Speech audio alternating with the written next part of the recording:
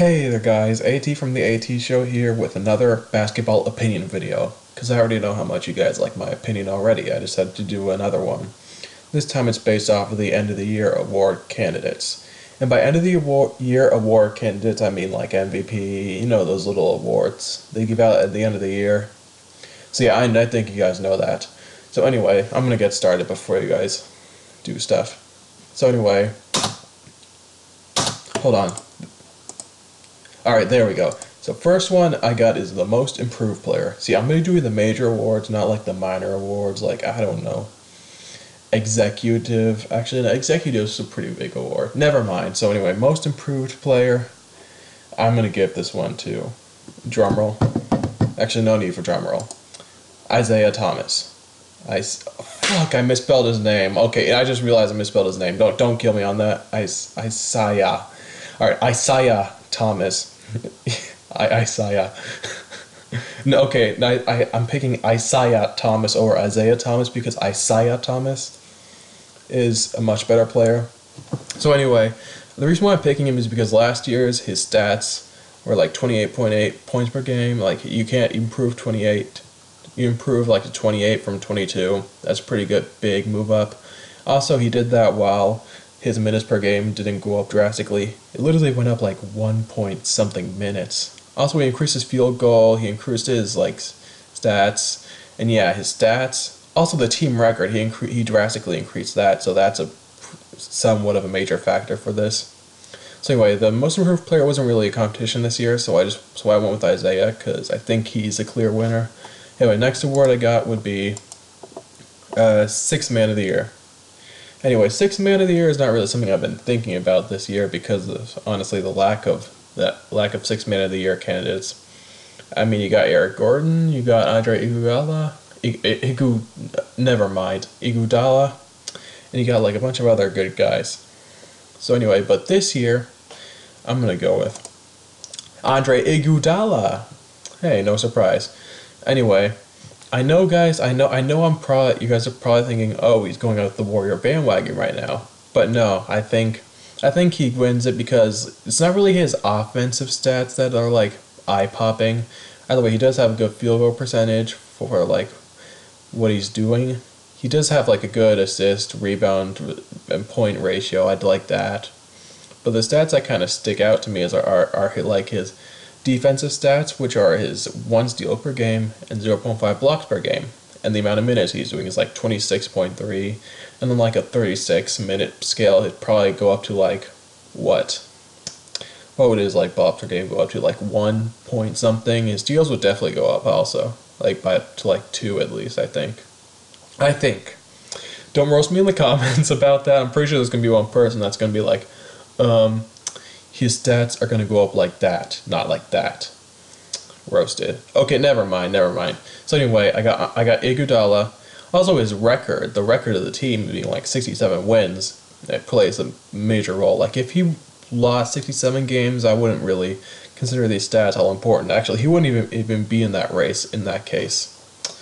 Yeah, next award would be Coach of the Year. For Coach of the Year, it wasn't really a clear race, but it was. I think this coach deserved to win over the others. I mean, for this one, I'm gonna go with D'Antoni. Here's why. I'm gonna explain briefly. Anyway, it's simple as this: the Rockets' projected record this year would be 42-40. I got that from like random websites. The source is unknown. Anyway, but the record ended up being 55-27. Also, he did pretty well with the 3-point shot. I can say that. They literally like broke the record for like 3 points. Okay, I haven't watched the Rockets, but I'm pretty sure they beat the record for 3-pointers this year. If I'm wrong, then tell me. No, seriously, tell me if I'm wrong with my stats, because I'm not even sure. Anyway, also something else that he did is that he kind of made James Harden into a better player by moving him to the point guard position. I'm saying this because James Harden like averaged career high in points while averaging like a major like 11 point something in assists, which currently leads the NBA. And also he's the reason why James Harden's like into the actually like comparable to Westbrook when it comes to MVP. But I'll get into that in a sec. So anyway, next major award would be Defensive Player of the Year. Alright, Defensive Player of the Year was tough. We got Kawhi, like the Claw. We got Draymond. Actually, Draymond's a pretty good candidate this year for this. But I'm going to go with Rudy Gobert. Yes, guys, I'm going with the big center who blocks shots again. Here's why. So anyway, looking at his stats, these stats look like a pretty good alright for like the Defensive Player of the Year. It looks like alright stats for like a Defensive Player of the Year candidate. It's like Whiteside last year, but here's the difference between him and Whiteside. This year, the Jazz improved the record drastically, and he's basically arguably the reason why. Because of his huge defensive presence, and also, yeah, that kind of sums it up. His huge defensive presence is one of the main reasons why Utah was able to raise their record.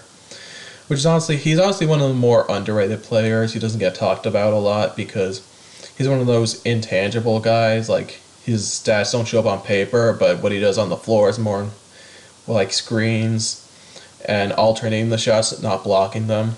He alternates them pretty well. That's kind of what led me to put him at Defensive Player of the Year. Anyway, no more jibber jabber. So next up would be, I think, Rookie. Yeah, Rookie of the Year. All right, guys. This year's rookies, I don't even really want to guarantee. I don't even think there's an award to be given this year. No, I'm kidding. But I think that out of the major competition of the Rookie of the Year, I think the winner should be Malcolm Brogdon. I sure hope I'm saying that correctly. Reason is because he's playing with the Milwaukee Bucks. He helped them improve their... Actually, he didn't really help them, but their record improved dramatically from last year. They're in the playoffs now. They weren't last year. That plays a factor in this award, but I like his stats for a rookie. It's like 26.4 minutes per game because he's a rookie. But yet again, he managed to average like 10.2 with the good enough 45% shooting. Also, his 3-point field goal percentage, being 40, is pretty good for a rookie too. I gotta check how many 3-point shots he took to determine if that's like really good or great. But I like the numbers. Yeah, overall I like the numbers. Also, the 1.1 steals per game shouts out. Actually, is one of the things that shouts out to me that he can be elite one day when it comes to stealing. And okay, that's all right. That's it. Malcolm Brogdon for Rookie of the Year. Joel Embiid only played 31 games. See, if Joel Embiid actually played for the rest of the year, then he would be like the unanimous winner for this, because his like stats as a rookie were crazy. He like averaged 20 points in 25 minutes, something like that. But anyway, next in the final award, I think, MVP. All right, you know what? This one deserves a little bit of a drum roll. And the 2016-17 MVP, in my opinion, is Scalabrine. Oh, I'm sorry, Westbrook. Westbrook is the 2016-17 MVP. Not just for his fan popularity, but for his stats. I mean, seriously, look at the stats. I don't even need to like say anything.